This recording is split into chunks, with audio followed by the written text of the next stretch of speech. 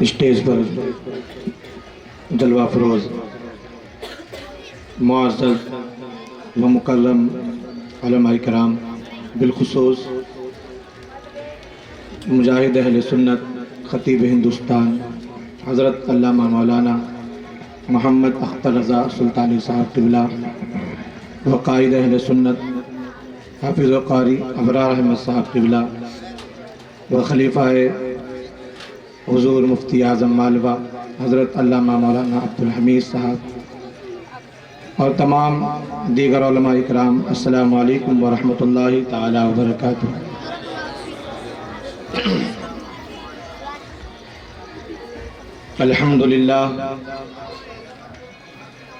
الحمدللہ رب العالمین والعاقبۃ للمتقین والصلاة والسلام على سید الانبیاء والمرسلین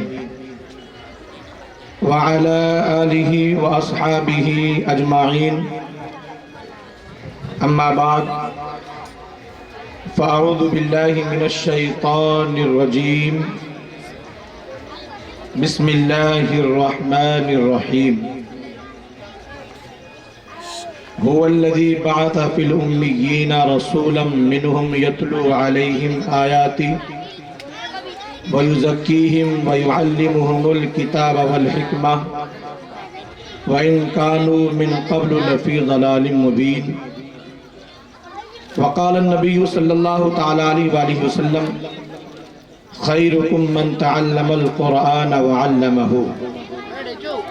صدق الله المولان العظيم وبلغنا على رسوله النبي الأمين المتين المبين الكريم، ونحن على ذلك لمن الشاهدين والشاكرين، والحمد لله رب العالمين۔ بادئ توحید کے متوالوں، شمع رسالت و نبوت کے پروانوں، اولیاء امت کے جانثاروں، غوث و خواجہ و رضا کے چاہنے والوں، آئیے سب سے پہلے آقا نامدار، مدنی تاجدار، دونوں عالم کے مالک و مختار، نائب پروردگار، انیس بے کسا، چار ساز درد مندہ، حضور احمد مجتبی محمد مصطفیٰ روحی فدا صلی اللہ تعالی علیہ وآلہ وسلم کی بارگاہ بے کس پناہ میں ایک مرتبہ جھوم جھوم کر درود پاک کا نذرانہ پیش کریں۔ میرے بابا سے بلند اللہم صلی علی سیدنا مولانا محمد معدن الجود والکرم منبع العلم تعالی علیہ وآلہ وسلم۔ اعلیٰ حضرت دریائے رحمت مجدد دین و ملت کنز الکرامت جبل الاستقامت الشاہ امام احمد رضا خان فاضل بریلوی علیہ رحمت و رضوان ارشاد فرماتے ہیں: وہی رب ہے جس نے تجھ کو ہمتن کرم بنایا، وہی رب ہے جس نے تجھ کو ہمتن کرم بنایا، ہمیں بھیک مانگنے کو تیرا آستہ بتایا، تجھے حمد ہے خدایا، تجھے حمد ہے خدایا، تجھے حمد ہے خدایا، تجھے حمد ہے خدایا۔ یہی بولے سدرہ والے چمنے جہاں کے تھالے، سبھی میں نے چھان ڈالے تیرے پائے کا نہ پایا، تجھے یک نے یک بنایا، تجھے حمد ہے خدایا، تجھے حمد ہے خدایا۔ حضرات، خطبہ مسنونہ کے بعد میں نے قرآن پاک کی جس آیہ کریمہ کی تلاوت کرنے کا شرف حاصل کیا،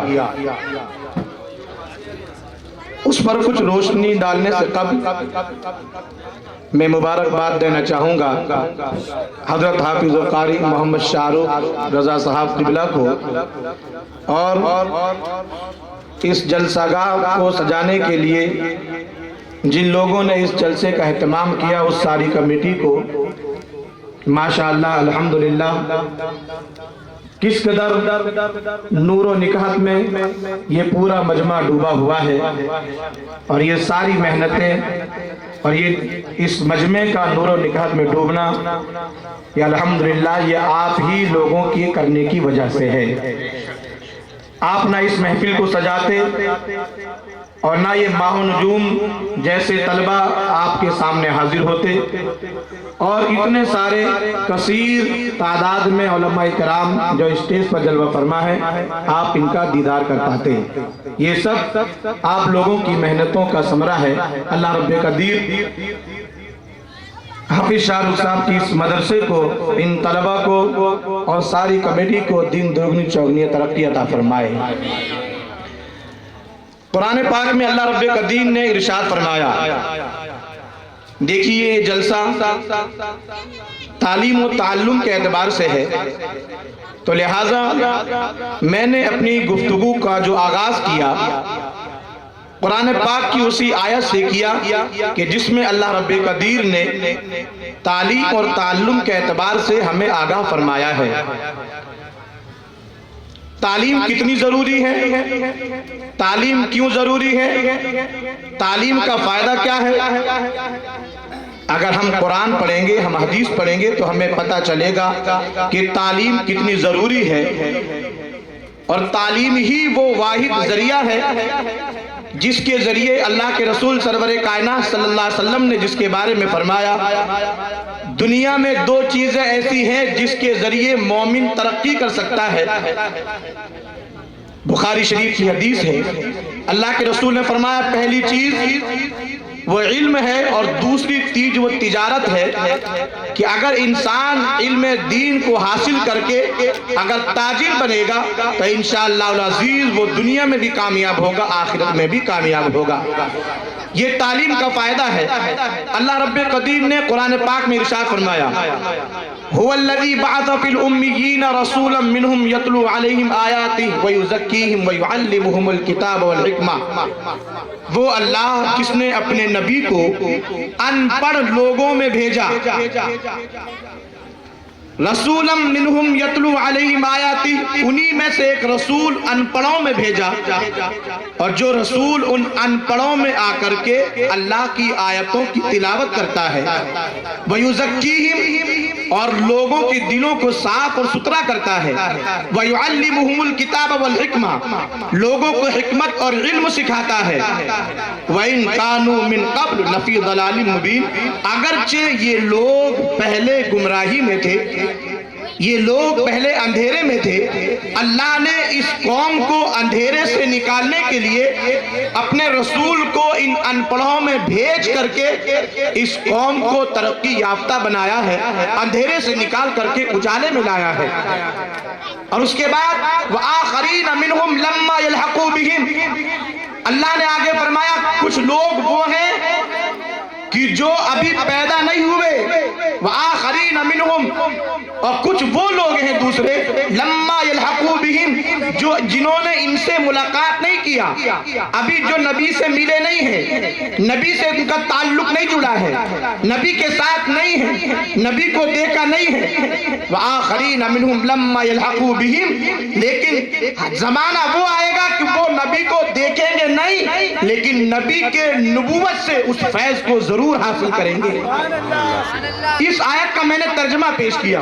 اب آئیے اس آیت کریمہ کی ذرا ہم تشریح دیکھیں. آج اس آیت کے ماتحت اللہ رب قدیر نے اس آیت کریمہ کے ذریعے اپنے بندوں کو کس بات کا پیغام دیا ہے، کس کی طرف اشارہ کیا. جب یہ آیت کریمہ نازل ہوئی، صحابہ کرام حضور سرور کائنات صلی اللہ علیہ وسلم کے ارد گرد جمع ہیں. حضرت ابو ہریرہ رضی اللہ تعالیٰ حضور کی بارگاہ میں حاضر ہوئے، عرض کیا یا رسول اللہ صلی اللہ علیہ وسلم ایک بات سمجھ میں نہیں آئی، اللہ نے آپ پر یہ آیت کریمہ نازل فرمائی. اللہ نے فرمایا محبوب ہم نے آپ کو ان پڑھوں میں بھیج دیا ہے، آپ تاکہ اس ان پڑھ قوم کو جہالت سے نکال کر روشنی، نور کے روشنی میں لے کر کے آئے، علم کے اجالے میں لائے. اے اللہ کے رسول ذرا یہ تو بتا دیں وآخرین منہم لما یلحقوا کا مطلب کیا ہے؟ وہ کون لوگ ہیں جنہوں نے ابھی آپ سے ملاقات نہیں کیا لیکن آپ کے فیض نبوت سے وہ بھی فیض یاب ہوں گے؟ حضرت ابو ہریرہ بیان کرتے ہیں ایک مرتبہ پوچھا، حضور نے جواب نہ دیا. دوسری بار پوچھا، حضور نے جواب نہ دیا. تیسری بار پوچھا، حضور نے جواب نہ دیا. کیا دیکھا؟ اسی وقت ایک صحابی رسول حضرت سلمان فارسی رضی اللہ تعالیٰ محفل میں حاضر ہوئے، سرکار کے قریب بیٹھے ہیں. اللہ کے رسول صلی اللہ علیہ وسلم نے فَوَضَعَ يَدَهُ عَلَى رَاسِهِ، حضور دستے کرم سلمان فارسی کے کندھے مبارک پر رکھا. جیسے ہی کندھے پر رکھنا تھا صحابہ سمجھ گئے. صحابہ نے عرض کیا یا رسول اللہ صلی اللہ علیہ وسلم ہم سمجھ گئے آپ بیان کیا کرنا چاہتے ہیں. حضور نے فرمایا لوگوں سنو, ابھی تمہارے بات سمجھ میں نہیں آئی. میں تمہیں بتاتا ہوں کہ میں نے اپنی زبان سے تمہیں جواب تو نہ دیا اس سے مراد کیا ہے, لیکن ہاتھ رکھ کر کے تمہیں بتا دیا. لو کان العلم عند الثریا, یہ بخاری شریف کی حدیث ہے. بخاری شریف میں اللہ کے امام بخاری روایت کرتے ہیں لو کان العلم عند الثریا لنالہ, اگر علم دین کسی زمانے میں سریا ستارے پر چلا جائے, دنیا سے نیست نابود ہو جائے, سریا ستارے پر علم چلا جائے گا, فارس کا ایک بچہ اس علم کو سریا سے لے کر کے واپس آ جائے گا. سبحان اللہ, نعرہ تکبیر, نعرہ رسالت, فضیلت علم دین, مدرسہ تعلیم الاسلام. پھر اللہ کے رسول نے فرمایا اور سنیے, یہ بخاری شریف کی حدیث ہے لو کان العلم عند الثریا. امام مسلم نے بھی اس حدیث کو روایت کیا. امام مسلم نے الفاظ کو تبدیل کیا اور فرمایا لو کان الدین عند الثریا. اے لوگوں سنو, جس زمانے میں اگر دین سریا پر چلا جائے گا, فارس کا ایک بچہ اس دین کو سریا سے لا کر کے دنیا میں منتشر کرتا ہوا نظر آئے گا.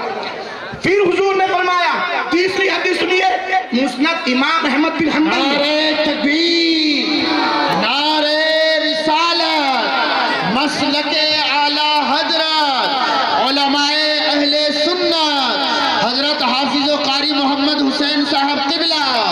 نعرہ تکبیر, نعرہ رسالت. تو بخاری شریف کی حدیث تھی لو کان العلم عند الثریا. امام احمد بن حنبل نے فرمایا لو کان الایمان عند الثریا. تینوں حدیث اپنی جگہ معتبر ہیں, لیکن اب بات یہ ہے کون وہ بچہ ہے جو علم دین کو, جو ایمان کو, جو علم کو, جو شریعت کو علم ثریا سے لے کر کے دنیا میں پھیلایا ہے. آپ جانتے ہیں اس قلندر کا نام کیا ہے, آپ جانتے ہیں اس مرد مجاہد کا نام کیا ہے. آج بتانا یہ چاہتا ہوں, آج ہمارا حال یہ ہے, آج ہم نے صرف غوث و خواجہ کے نعروں پر اعتبار کر کے اپنی سنیت کو برقرار رکھا ہے. ہم نے کسی نے غوث کا واقعہ سنایا ہم خوش ہو گئے, کسی نے خواجہ کی کرامت سنائی ہم خوش ہو گئے. یقیناً ہونا چاہیے, ایک مومن کی پہچان ہی یہی ہے, وہ اللہ والوں کی تعریف کو سن کر کے خوش ہوتا ہے, غوث کی تعریف سن کر کے خوش ہوتا ہے, غریب نواز کے واقعات کو سن کر کے خوش ہوتا ہے. لیکن مسلمانوں, آج ہمارا حال صرف واقعات کو سن کر کے اپنے دلوں کو معجزن کرنا ہے, خوش ہونا ہے. لیکن کبھی آپ نے سوچا اس دین کو فروغ کس نے دیا, اس دین کو پھیلایا کس نے؟ آپ نے, جو آپ مسلمان ہیں, آپ کا مذہب کیا ہے, آپ کا مشرب کیا ہے, آپ کا مذہب مشرق, آپ کا مسلک کیا ہے؟ آج ہم وہابیوں کو برا کہتے ہیں, کہنا چاہیے, اہل حدیث کو برا کہتے ہیں, کہنا چاہیے, ہم رافضیوں کو برا کہتے ہیں, کہنا چاہیے. لیکن اگر کوئی وہابی آپ سے اگر آ کر سوال کرے ذرا بتاؤ تو صحیح تمہارا مذہب کیا ہے, ہمارے پاس مذہب کی صحیح تعریف نہیں ہے. ہم سے کوئی پوچھے آپ کا مسلک کیا ہے, آپ کے پاس مسلک کی صحیح تعریف نہیں ہے. آپ سے کوئی پوچھے آپ کا مشرب کیا ہے, آپ کے پاس مشرب کی تعریف نہیں ہے. آپ مسلمان ہیں, بظاہر مسلمان ہیں, آپ نعرہ مسلمانوں کا لگاتے ہیں, لگانا چاہیے, لیکن اس کے ساتھ ساتھ یہ بھی ضرور ہے مسلمان کی پہچان کیا ہے, مسلمان کا مسلک کیا ہے, مسلمان کا مشرب کیا ہے, مسلمان کا مذہب کیا ہے. آج تک ہم نے جانا نہیں. کیوں؟ کہ ہم نے کسی کو موقع ہی نہیں دیا ہمیں کوئی بتائے. اگر ہمیں کوئی ایسی گفتگو سنائے, ہمیں وہ گفتگو ہمارے سروں کے اوپر سے جاتی ہے, ہم اسے سننا پسند نہیں کرتے, ہم سمجھنا نہیں چاہتے. لیکن آج سنیے, جہاں غوث و خواجہ کے عرس مناتے ہو, آج اگر آپ میں اس محفل سے پوچھوں کہ غریب نواز کی چھٹی کب ہے, تو چاہے بچہ ہو, چاہے بوڑھا ہو, چاہے جوان ہو, چاہے عورت ہو, چاہے مرد ہو, ہر ایک کہے گا 6 رجب کو غریب نواز کی چھٹی ہے. کہیں گے, سب کو پتا ہے. اگر آپ سے پوچھا جائے غوث کی 11ویں کب ہے, تو آپ جواب دیں گے ہر ربیع الاخر کی 11 تاریخ کو غوث کی 11ویں ہوتی ہے. آپ کو معلوم ہے, معلوم ہونا چاہیے. لیکن اگر آپ سے کوئی پوچھے آپ کے مسلک کا بانی کون ہے, آپ مسلمان ہیں, یہ جو نماز پڑھتے ہیں یہ نماز کا طریقہ کس نے بتایا, آپ روزہ رکھتے ہیں روزے کا طریقہ کس نے بتایا, آپ زکات دیتے ہیں زکات کا طریقہ کس ہٹا سکتا ہے کوئی؟ پورے اسلام کی بنیاد، پورا اسلام چار پلروں پر کھڑا ہے۔ وہ چار پلر کسے کہتے ہیں؟ وہ امام اعظم ابو حنیفہ ہے، وہ امام شافعی ہے، وہ امام مالک ہے، وہ امام احمد بن حنبل ہے۔ یہ چار پلر وہ ہیں جس پر سارے اسلام کی بنیاد ہے، لیکن ہم بنیاد سے دور ہیں، اور جب ہماری بنیاد کمزور ہوگی تو پھر ہمارا چھت باقی کیسے رہے گا؟ آج ہم کہتے ہیں بڑا خرابہ ہو رہا ہے، وہابیت بہت پھیل رہی ہے، اہل حدیث بہت زیادہ ہو رہے ہیں، کیوں نہیں ہوں گے؟ آپ کے پاس ان کا جواب کہاں ہے؟ آپ سے کوئی حدیث کی بات کرے، آپ حدیث کے بارے میں کیا جانتے ہیں؟ آپ کو معلوم ہے آج ہر کارا ناکارا جسے حدیث کی تعریف نہیں پتا، آج گوگل پر سرچ کرنے والا یوٹیوبر مفتی آج گلی محلوں میں بڑے بڑے علامہ گھوم رہے ہیں۔ حال کیا ہے؟ یوٹیوب کھولا، کسی کی کلپ کو سنا، حدیث بیان کر دیا، کسی کی بات کو سنا، حدیث بیان کر دیا۔ آپ جانتے ہیں اللہ کے رسول سرور کائنات صلی اللہ علیہ وسلم نے ارشاد فرمایا، من کذب علی متعمدا فقعدہ من النار۔ اے لوگو، جس نے میری طرف کسی جھوٹ بات کی نسبت کیا، اس کا ٹھکانہ جہنم ہے، جہنم۔ بہت آسانی کے ساتھ حدیث بیان کرنے والوں، آپ کو معلوم ہے حدیث کا مطلب کیا ہوتا ہے؟ علماء بیٹھے ہیں، علماء جانتے ہیں ایک حدیث صحیح ہوتی ہے، ایک حدیث حسن ہوتی ہے، ایک حدیث حدیث کی ذات ہی ہوتی ہے، ایک حدیث حسن لغیرہ ہوتی ہے، ایک حدیث غریب ہوتی ہے، ایک حدیث عزیز ہوتی ہے، ایک حدیث مشہور ہوتی ہے، ایک حدیث متواتر ہوتی ہے۔ یہ حدیث کے سب اقسام ہیں، اور ہر حدیث کا مفہوم اور حکم الگ ہے۔ کسی صحیح حدیث کو ضعیف کا حکم نہیں دے سکتے، کسی ضعیف کو صحیح کا حکم نہیں دے سکتے، کسی صحیح ذاتی کو حسن کا حکم نہیں دے سکتے، حسن کو صحیح ذاتی کا حکم نہیں دے سکتے۔ ہر حدیث کا حکم اپنی جگہ مستحکم ہے، اور یہ اس وقت ہوگا جب آپ قرآن پڑھیں گے، جب آپ حدیث پڑھیں گے، علم حدیث پڑھیں گے، علم فقہ پڑھیں گے، علم اصول پڑھیں گے، تب آپ کو پتہ چلے گا حدیث کا مطلب اور مفہوم کیا ہوتا ہے۔ یہ معاملہ ہے قرآن و حدیث کا۔ آخری بات کہہ کر کے میں آپ کے سامنے سے رخصت ہو جاؤں۔ الحمدللہ حافظ شاہ رخ صاحب نے ان بچوں کو تیار کیا ہے۔ اللہ کے رسول نے فرمایا، خیرکم من تعلم القرآن وعلمہ۔ اے لوگو، دنیا کی نظر میں ڈاکٹر بہتر ہے، دنیا کی نظر میں انجینئر بہتر ہے، دنیا کی نظر میں پروفیسر بہتر ہے، لیکن آؤ حضور سے پوچھے، اے اللہ کے رسول، آپ کی نظر میں کون بہتر ہے؟ حضور فرماتے ہیں، جس نے قرآن پڑھا اور قرآن پڑھایا وہ دنیا میں سب سے بہتر اور معزز ہے۔ اس لیے اپنے بچوں کو قرآن پڑھائیے، مدرسے کے قریب کیجیے، حدیث کی تعلیم دیجیے۔ انشاءاللہ العزیز قرآن و حدیث جب آپ اس تعلیم دیں گے تو آپ کی دنیا بھی سنورے گی اور آخرت بھی سنورتی ہوئی نظر آئے گی۔ السلام علیکم۔